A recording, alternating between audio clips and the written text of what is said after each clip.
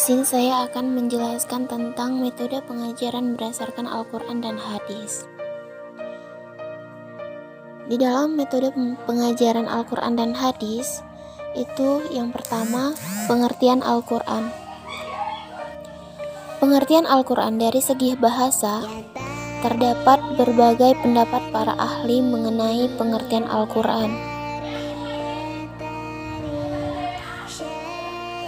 Salah satunya, Asy-Syafi'i mengatakan, lafal Al-Quran yang terkenal itu bukan mustaq atau pecahan dari kata apapun, dan bukan pula berhamzah tanpa bertambah huruf hamzah di tengahnya.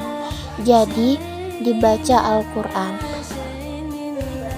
Dengan demikian, menurut Al-Syafi'i, lafal tersebut bukan berasal dari akar kata qira'ah atau membaca, sebab kalau akar katanya qira'ah, tentu tiap suatu yang dibaca dapat dinamai Al-Quran, sama dengan nama Taurat dan Injil.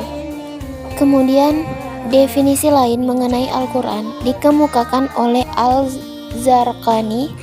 Al-Quran itu adalah lafaz yang diturunkan kepada Nabi Muhammad SAW dari permulaan surat Al-Fatihah sampai akhir surat An-Nas. Selanjutnya, pengertian hadis. Yang dimaksud dengan hadis ialah semua yang bersumber dari Rasulullah SAW, baik berupa perkataan, perbuatan, atau pengakuan beliau terhadap pekerjaan atau perkataan orang lain. Semua yang bersumber dari para sahabat yang langsung menemani Rasulullah melihat pekerjaannya dan mendengar perkataannya. Kemudian semua yang bersumber dari tabi'in yang bergaul langsung dengan para sahabat dan mendengar sesuatu dari mereka. Selanjutnya, yaitu metode-metode pengajaran Al-Quran dan hadis. Pengertian metode pembelajaran Al-Quran dan hadis ditinjau dari segi etimologis atau dari segi bahasa. Metode berasal dari bahasa Yunani, yaitu metodos. Kata ini terdiri dari dua suku kata, yaitu meta, yang berarti melalui atau melewati, dan hodos yang berarti jalan atau cara. Maka, metodologi memiliki arti suatu jalan yang dilalui untuk mencapai tujuan. Dalam bahasa Inggris dikenal dengan nama method dan way, yang diterjemahkan dengan metode dan cara. Dalam bahasa Arab, kata metode diungkapkan berbagai kata seperti kata al-tariqah. Selanjutnya, metode pengajaran Al-Quran dan hadis. Metode pengajaran yang digunakan dalam kegiatan pembelajaran bermacam-macam.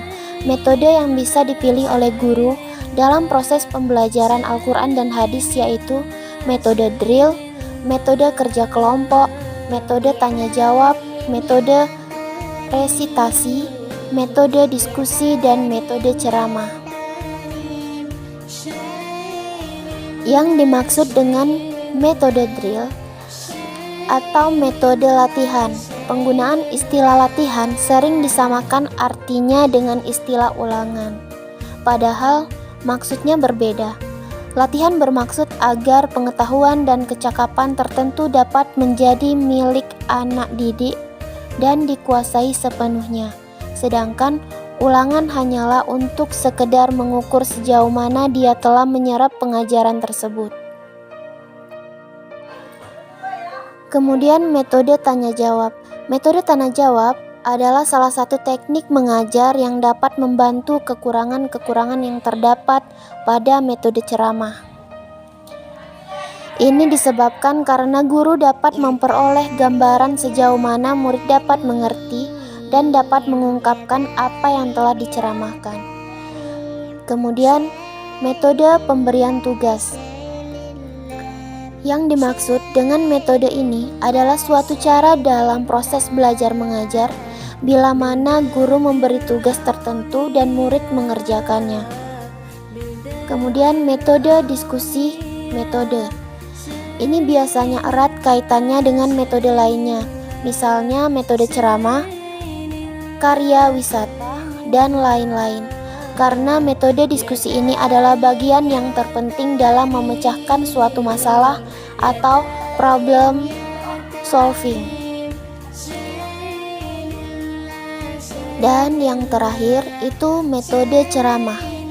Guru memberikan uraian atau penjelasan kepada sejumlah murid pada waktu tertentu, waktunya terbatas, dan tempat tertentu pula. Dilaksanakan dengan bahasa lisan untuk memberikan pengertian terhadap suatu masalah.